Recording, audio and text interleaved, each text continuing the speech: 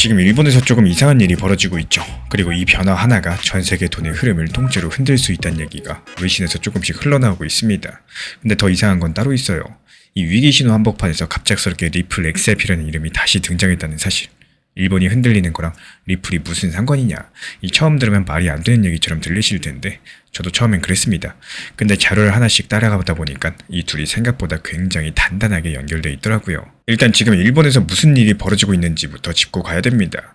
일본의 10년 만기 국채 수익률이라는 게 있죠. 쉽게 말씀드리면 일본 정부가 돈을 빌릴 때 갚아야 되는 이자라고 보시면 되는데, 이 숫자가 이번 주 들어가지고 2.6%에서 2.7%까지 가파르게 상승을 했습니다. 숫자만 보면 별거 아닌 것 같죠.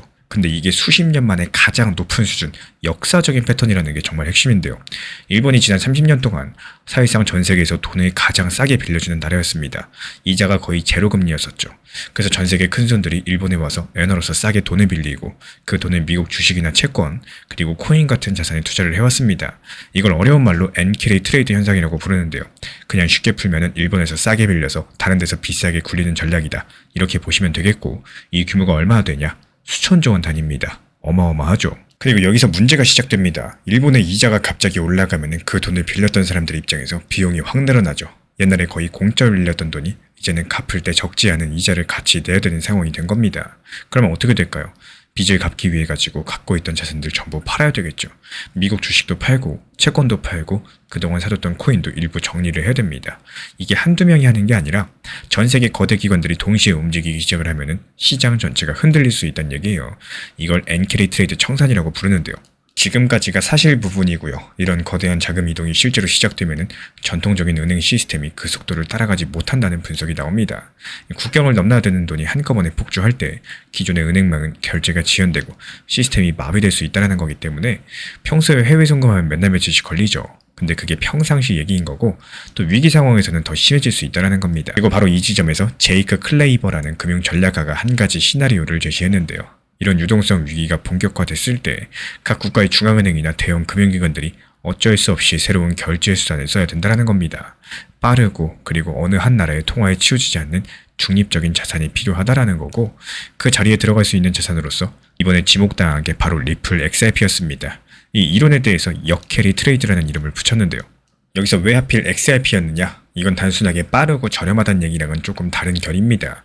XRP는 3초에서 5초 안에 국경을 넘어가지고 결제가 끝나죠. 그리고 은행 영업시간이랑 상관없이 24시간 돌아가죠. 즉 시장이 패닉에 빠져가지고 시장 자금이 폭주할 때 멈추지 않고 돌아갈 수 있는 결제 인프라라는 겁니다. 이건 누군가의 주장 정도가 아니라요. 기술적으로 봤을 때 그렇게 설계되어 있다는 사실에 가깝습니다. 근데 여기까지 들으시면 이런 의문이 드실 수 있어요. 아, 좋다. 기술은 그렇다 치자. 그러면 기관들이 진짜로 움직이고 있냐? 여기서 조금 서늘한 부분이 나옵니다. 미국에서 이미 XRP 현물 ETF가 출시됐죠. ETF라는 거는 일반 투자자도 주식처럼 쉽게 사고 팔 수 있는 금융 상품이라고 보시면 되는데요. 그리고 보도에 따르면 글로벌 자산운용사 뱅가드가 약 5천만 명의 증권 고객들에게 XRP ETF 라인업을 제공하기 시작했다고 합니다. 블랙록도 역시 디지털 자산 투자 범위를 넓히고 있다, 이런 얘기가 나오고 있는데, 여기에 미국에서는 스테이블코인 관련된 법안까지도 통과되면서 XRP가 제도권 안에 들어올 수 있는 길들이 상당 부분 열린 상황입니다. 이 흐름을 다시 한번 정리해볼까요? 일본에서 이자가 올라가고 있고, 그래서 전 세계 돈이 강제로 이동해야 되는 상황들이 만들어지고 있습니다. 그 돈이 움직일 때 기존 은행망은 한계가 있고요. 그 빈자리를 메울 수 있는 자산으로 XRP가 거론되고 있는 상황인데, 마침 그 XRP가 이미 제도권에서 받아들일 준비를 마쳤다. 이게 지금 외신에서 조각조각 나오고 있는 그림입니다. 우연이라고 보기에는 퍼즐이 너무 잘 맞아들어가죠. 다만 한 가지는 분명하게 말씀을 드릴게요.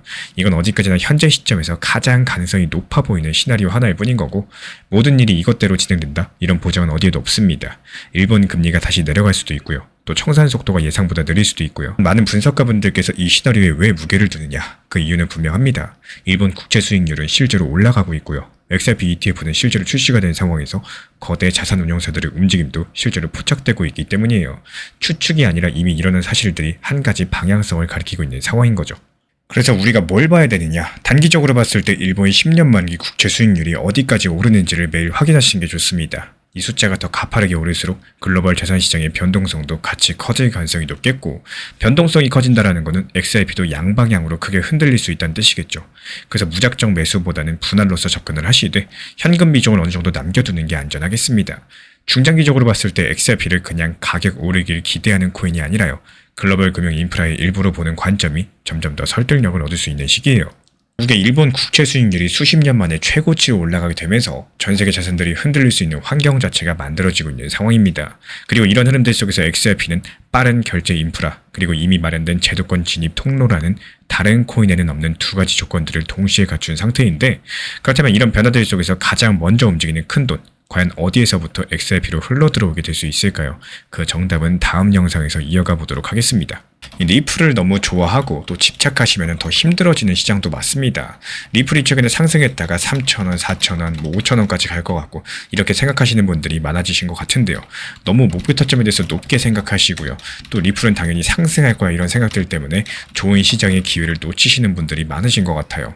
냉정하게 시장을 말씀드릴까요? 리플이 최근에 1,800원까지 하락했다가 2,300원까지 상승했다라고 봤을 때 그 상승폭 자체가 절대 작은 게 아닙니다.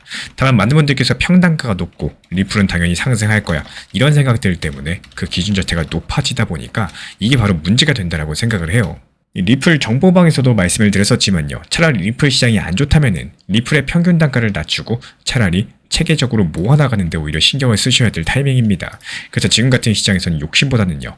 앞으로의 반등에 대한 시장 준비 이런 것들을 미리 해놓는 게 좋은 시점이다. 이렇게 보여지고 있는 상황이고 그래서 1,800원, 1,900원 라인에서 매수했던 물량들 2,200원 라인에서 팔고 나오면서 이 상승하는 과정에서의 저점 타점, 고점 타점을 말씀드리고 있는 상황입니다. 지난 폭락장에서 XRP 1,830원 그리고 1,900원서 이렇게 두 차례 분할 매수 들어갔던 물량들 이번에 2,200원 단기 매도하면서 깔끔하게 나왔죠. 추가적인 매수 매도 타점 속보로서 받아보고 싶으신 분들께서는 현재 보이는 번호로 연락 주시거나 댓글창 링크 통해서 신청 주시면 확인되는 대로 입장 드리겠습니다. 최근에 시장이 너무 답답하다 보니까 정보방 입장에 대해서 문의 주시는 분들께서 많아지셨어요. 먼저 제일 중요하지만요. 제가 안내드리는 모든 정보방은 업비트, 빗썸, 현물 매매로서만 안내 도움드리고 있습니다. 지금 화면에 보이시는 번호나 혹은 댓글 링크에 있는 신청란을 통해서 신청 주시면은 안내를 도움드리고 있고요. 이 세 가지 방 중에 필요로 하신 방을 체크해서 신청 주시면은 필요로 하신 방에 맞춰가지고 입장 안내드리고 있습니다. 먼저 리플 전용방 같은 경우에 리플에 대한 중요 이슈, 그리고 리플에 대한 단기 저점과 단기 고점, 중장기적으로 보는 중요 타점 같은 핵심 내용에 대해서 안내드리고 있기 때문에 영상 시청해주시는 우리 구독자분들께서 리플이라는 코인이 장기적으로 좋다라는 건 알고는 있지만 현재 같은 시장에서는 많은 답답함을 느끼시는 분들께서 정말로 많이 계실 거라고 생각을 합니다. 이 적당한 일부 비중은 단기 고점과 저점을 살려서 효율적인 대응을 만들어 가시고 또 오히려 중장기적으로 더 잘 가져가기 위한 효율적인 매매하시는 것들을 추천드려요. 그리고 두 번째로 종합 브리핑방입니다.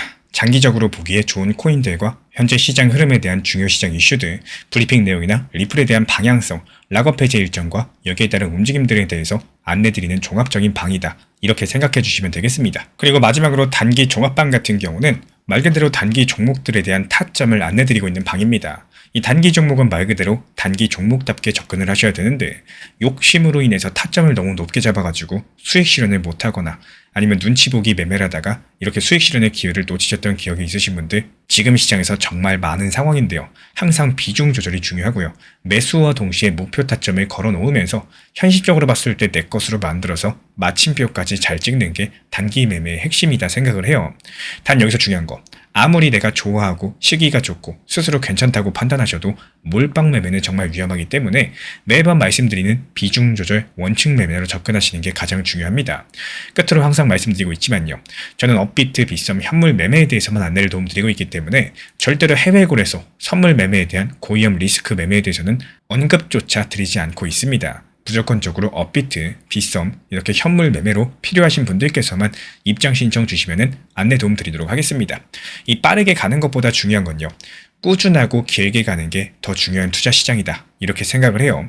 건강한 비중 조절 원칙 매매 활용하시기를 늘 응원드리겠습니다. 이 리플 XRP의 매수 매도 타점은 순간의 판단이 전부예요. 그래서 우리 신사 채널에서는 시장의 숨결 하나하나까지 놓치지 않고자 모든 흐름들 실시간으로 모니터링 중에 있습니다. 이 단기 반등 구간이 열리는 순간 그 찰나의 기회 타점을 우리 구독자분들께 바로바로 전달드리기 위해서인데요. 우리 신사 채널을 이미 구독해주신 분들 중에서 실시간 커뮤니티방 참여를 원하신다면 지금 보이시는 번호로 문자 남겨주시면 되겠습니다. 이 혼자서 불안하게 바라보는 시장이 아니라요. 함께 흐름을 읽고 움직이는 경험들을 선사해 드리도록 하겠습니다.